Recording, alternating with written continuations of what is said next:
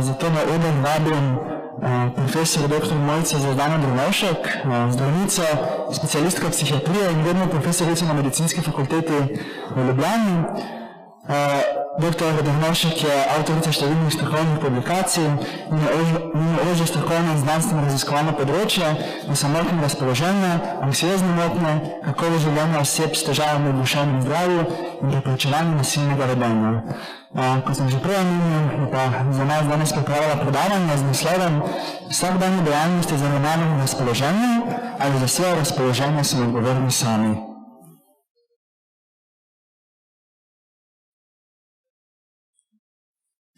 Očitno imamo danes res slab dan, ampak mislim, da bo dobro.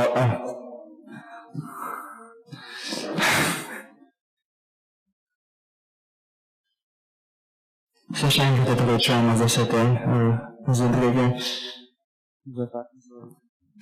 Ja, lepo pozdravljeni. Najlepša hvala za povabilo.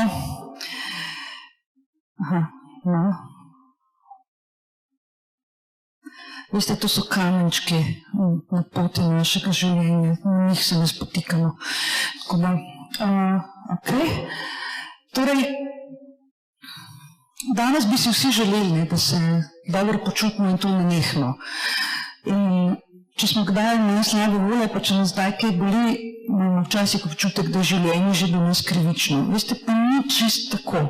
In vam bom razložila, zakaj ne moramo biti ves čas pravzaprav dobre volje, pa ves čas srečni, pa ves čas in tako naprej.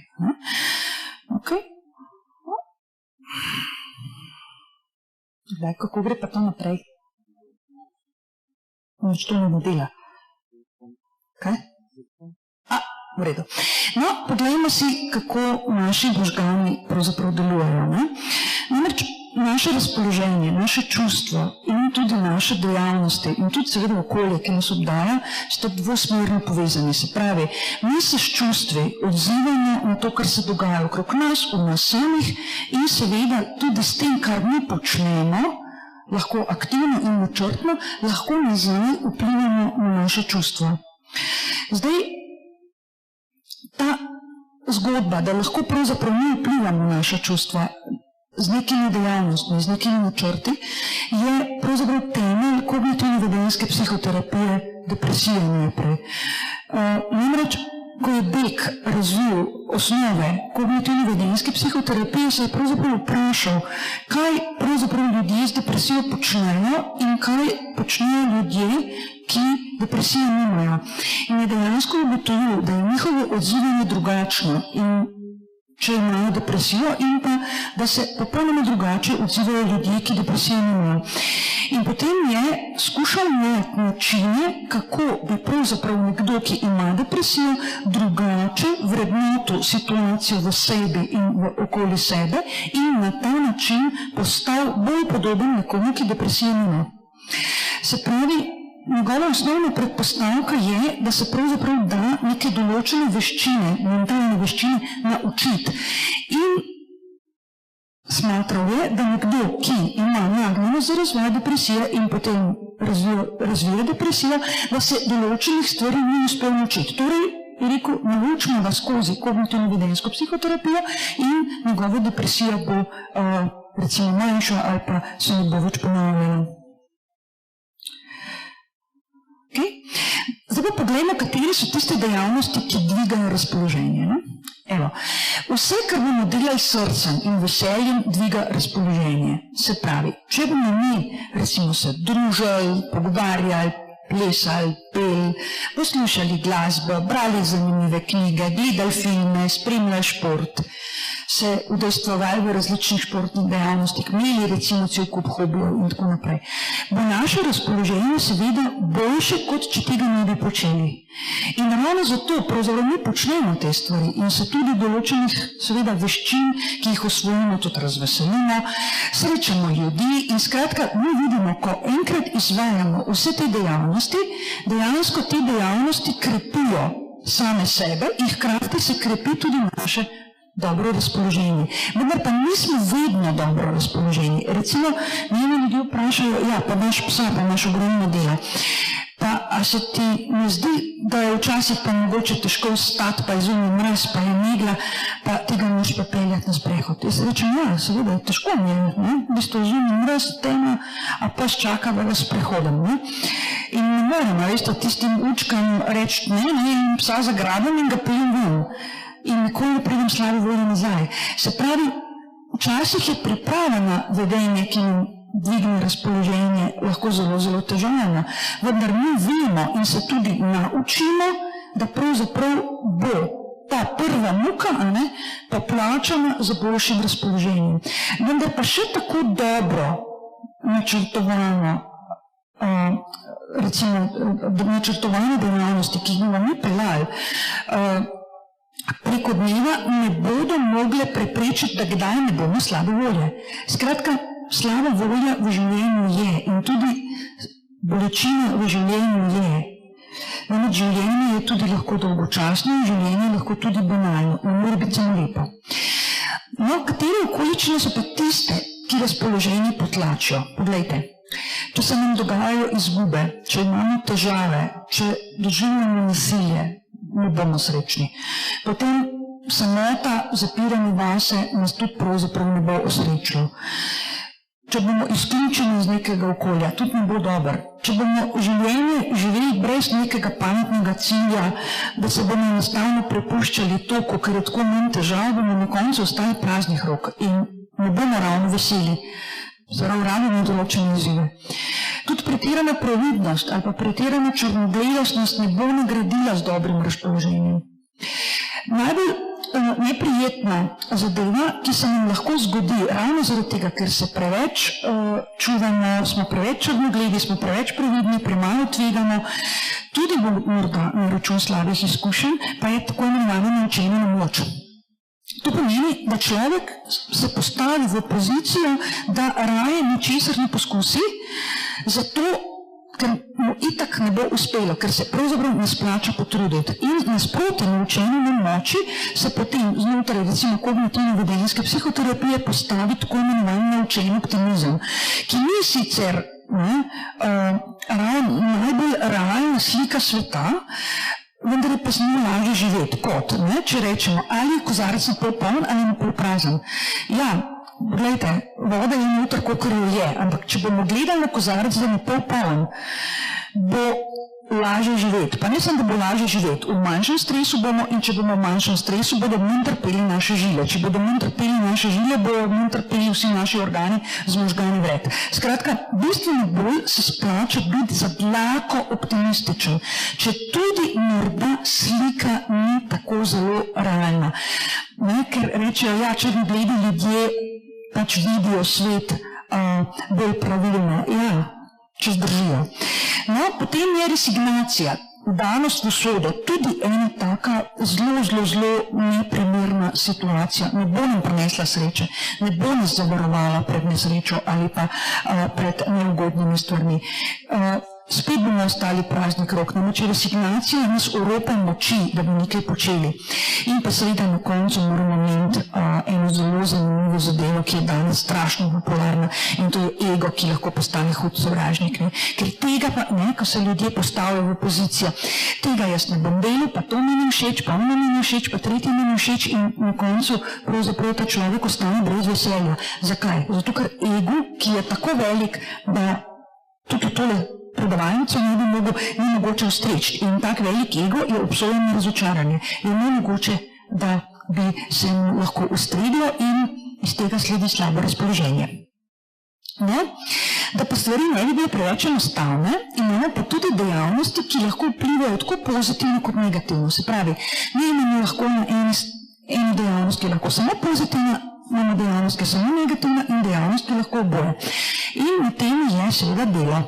Mi delo lahko upravljamo z veseljem, žarom, predanostjo, intenzivno, bolj ali manj, vendar pa pri vsakem delu, tudi sanjski službi, najdemo banalne podrobnosti, zoprne, drobne pravila, ki nam niso všeč, vendar vemo, da jih moramo opraviti, zato ker pač spada to zraven. Ali pa obratno, recimo, imamo zelo zoprno delo, ki nam ne paše, Delodajalce imamo takega, ki točno ve, da mora zaposlovati ljudi, ki imajo majhne otroke pa velike kredite, ker tak bo vse prinesel. Seveda v takem primeru pač takšno delo zdržiš, stisneš zobe in seveda življenje se ti začne, ko prideš domov.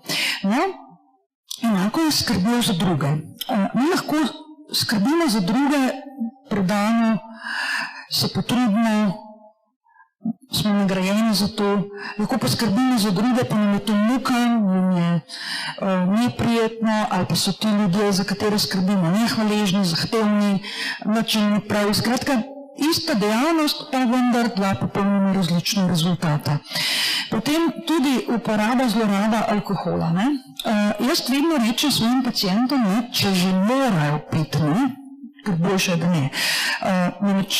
Mislim, tako lepo pojasnim, da alkohol je redi, je drag, pa še grdo je videti nekoga, ki je pijan. In potem rečem, če že morate piti, potem vedno pite na veselje, nikoli na žalost. Kaj ti? Pitje na žalost, na srečo, bolečino povzroči seveda olajšanje, se to še naša himna govori, ki utopi vse skrbi in tako naprej. Vendar se človek na to nauči vso svojo bolečino preganjati točno na način alkohola. To je pa pravzaprav že zloraba. In iz zlorabe imate pa potem lepo počasi stopinje v pekel odvisnosti. Tudi uporaba drugih psihoaktivnih snovi, ne bomo reklamirali, ali nasprotno, danes strašno popularen internet in tudi delanje preko ekranov, smo na računalnikih, smo na pametnih napravicah, dan na dan. Mnogo ljudi me vpraša, zakaj pa nimaš pameten telefon, ne rabim pametnega telefona. Imam zelo pametni računalnik, pametno tablico in imam pametnih naprav. Vrh glave dovolj, za vsako roko eno, tretje roke nimam, bozbo. Skratka, te napravice nas lahko res zaslužijo in potem dejansko smo pozorni samo na to, kar se dogaja v virtualnem svetu, medtem ko pa postanemo slepi za stvari, ki se pa dogajajo tukaj in zdaj. In naši možgani nas lahko prelisičijo, namreč mi lahko zelo intenzivno izkušnjo doživljamo v imaginaciji. In to, kar nam ponudi pravzaprav internet, je lahko močnejša izkušnja, kot je izkušnja v živo. In potem postane dogajanje pravzaprav od igric do tega, kar se gledamo na pametnih ekranih, bolj privlačno od žive človeške družbe. In to seveda ima za posledico, da postajamo socialno, ne samo nespretni, ampak dobesedno topoumni in potem se ne znamo več pogovarjati in potem nam odpade cel kup dejavnosti, ki sem jih naštela 2 dni prej, ki razpovejo ne vidijo. In potem nam ostane samo še prijatelj računalnik. Ko govorimo o razpoloženju, o čustvih, seveda, jaz kot psihiater, seveda jaz sem šolana za to, da prepoznavam duševne motnje in potem, okolikor kaj znam narediti s tistim, potem človeku ponudim neko možnost, neko rešitev, neke dejavnosti, neka zdravila, skratka različne stvari. In ena od pomembnih stvari, ki sem jaz že zgodaj v svoji poti kot psihiatrinja se zastavila, je, da moram biti izjemno previdna, da ne bom neke motnje opredelila, da je zdravje in neko zdravje opredelila kot motnjo. In pri tem mi je strašno všeč postal tale kontinuum duševnega zdravja.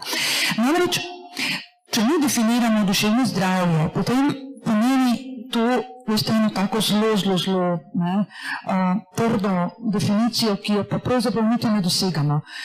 Vsaj ne vsak dan, pa vsak trenutek. Namreč kaj to pomeni? Da imamo dober odnos do sebe, da imamo dober odnos z drugimi, da se uspešno spoprijemamo z izzivi v vsakdanjem življenju, da smo čustveno stabilni, da smo sočutni, da smo pripravljeni pomagati, da znamo tudi prisluhniti, da znamo potrpeti. Skratka, en kup takšnih lepih lastnosti sem zdaj naštela, ki jih pa ne izpolnjujemo vedno in povsod, nihče od nas. Zato se pri nas lahko pojavljajo posamezne težave z duševnim zdravjem, ki pa še niso motnje, pazite, to so samo težave. To pa recimo pomeni, da smo kdaj slabe volje, da nas kdaj kaj živcira, da kdaj nas slabo zaspimo, da malo recimo ne smatramo, da nismo mogoče toliko zelo pripravljeni dobro se s kakšno stvarjo spoprijeti, ali pa recimo kdaj kaj preveč popijemo, ali pa kdaj malo slabše zaspimo, pa recimo se zbudimo utrujeni, tako naprej. Tako da v resnici se mi ves čas premikamo med temi dvema, a veste, poloma, ne? In mogoče smo malo dlje časa tukajle, kot pa tukaj, in če mi izvajamo določene dejavnosti za izboljšanje razpoloženja, če smo si to zadali cilj, potem bomo nehote dosegli, da se bomo največkrat znašli v tej situaciji. Namreč vseeno je, kje se mi lotimo okrepitve sebe. Prosim, ne zapast v situacijo, da se je treba nenehno izboljševati. Pa je treba popraviti ta kodrček, pa je treba še tukaj tole blazinco špeha stran spraviti, a veste, pa še tole lastnost popraviti. Prosim, ne se stalno popravljati. Ja? Če že investirate v to, da se popravljate, investirate v svoje veščine. Namreč, če boste imeli dobre veščine in boste uporabljali, v takem primeru boste tudi popravili marsikatero stvar, ki vam mogoče v gledalu ni všeč ali pa kje drugje ni všeč. No, in če se sprehodimo pa naprej, pa gledamo, tukaj imamo pa duševne motnje, blage in resnejše duševne motnje, tukaj pa že stopimo na tisto področje, ko bi človek iz neke zdravstvene, psihološke ali psihoterapevtske obravnave pravzaprav profitiral. Se pravi, ta človek pa ima toliko težav z duševnim zdravjem, da je njegovo funkcioniranje okrnjeno v večji ali manjši meri in bi mu neka določena obravnava prinesla spet nazaj njegovo funkcioniranje ali pa bi to funkcioniranje izboljšalo. Se pravi, meja med zdravjem, duševnim zdravjem in boleznijo gre torej preko posameznih težav v duševnem zdravju, ki pa se lahko okrepijo s tem, da imamo mi zaradi tega težave. To pomeni, da ne moramo delati, da se ne moramo družiti, da smo ves čas nesrečni, da slabo spimo, da potem, ko se hočemo spraviti k sebi, nam ne gre in se recimo zapletamo v strahove, se zapletamo v neke žalosti ali pa celo izgubljamo stik z resničnostjo, odvisno pač, kakšne težave pravzaprav so. No, da pa pogledamo, kdo je odgovoren za naše vedenje, za naše mišljenje in za naše čustvovanje.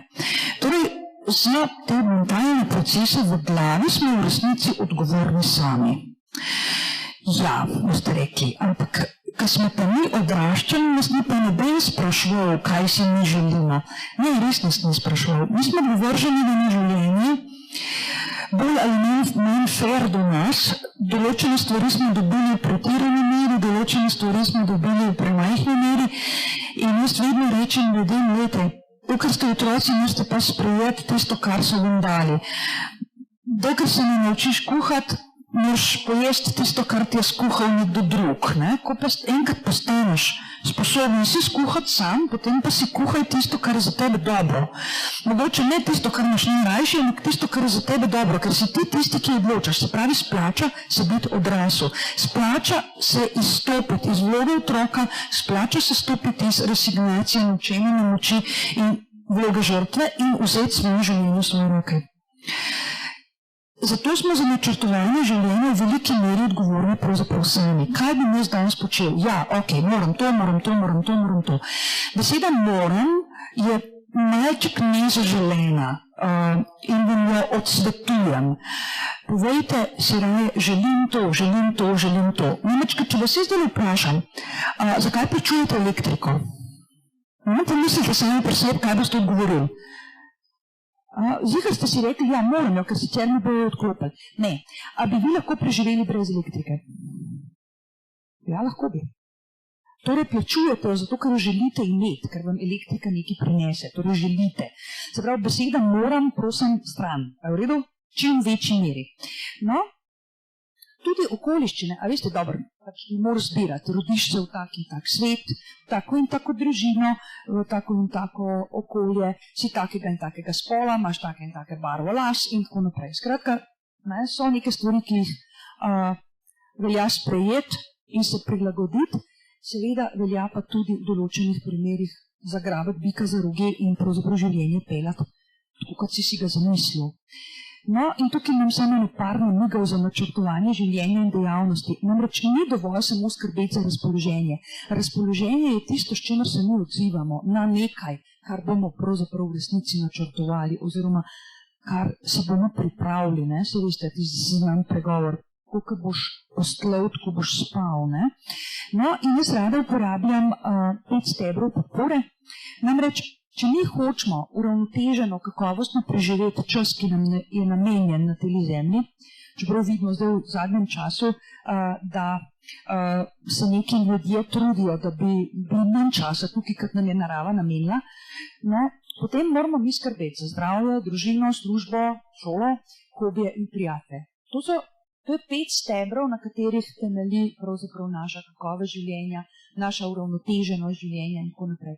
In seveda, če se poruši en steber, še zmeraj so 4, pa se poruši še en steber, pa so še 3, pa se poruši še en, potem pa nastanejo težave. Skratka, stebri, veste, tukaj so sicer narisani zelo posebej, ampak se vam bo porušil recimo zdravje, pa se vas bo delodajalec naveličil, pa vas bo odslovil. Ali pa recimo se vam bo porušilo nekaj v družini, pa boste zaradi tega imeli težave v službi, ker bo recimo vaš bivši partner začel telefonariti v službo šefu, kakšen grozen človek ste, pa bo, a veste, hitro se potem to poveže med sabo. Kar pomeni, da se težave, veste, kup, ko je velik kup, to ima hudič strašno rad. No, in isto je tudi z dejavnostmi. Namreč, ko mi v bistvu načrtujemo dejavnosti, spet, z eno dejavnostjo lahko mi krepimo več stebrov hkrati. Recimo, hodimo s psom na sprehod, skrbimo za zdravje. Tam srečujemo ljudi in se z njimi pogovarjamo, namreč pasja gospoda je zelo družabne sorte, potem hkrati nam je to hobi. Se pravi, imeti psa pomeni skrbeti v bistvu za 4 stebre, ker hkrati je pa naš pes tudi naš družinski član. Skratka, z eno dejavnostjo vi lahko krepite pravzaprav več stebrov in zato se splača naše življenje tako peljati, da rečemo, skrbim za ta steber, skrbim za ta steber, skrbim za ta steber, ta dejavnost je za mene res pomembna. In zaključila bi pa s tole šalo, ko pravi optimist, da je to napol poln, pesimist, da je napol prazen, in potem v tak dvom pride trgovec in reče, dajmo se še malo o kockah ledu pogovarjati, kako bi plačali za nje. Hvala lepa.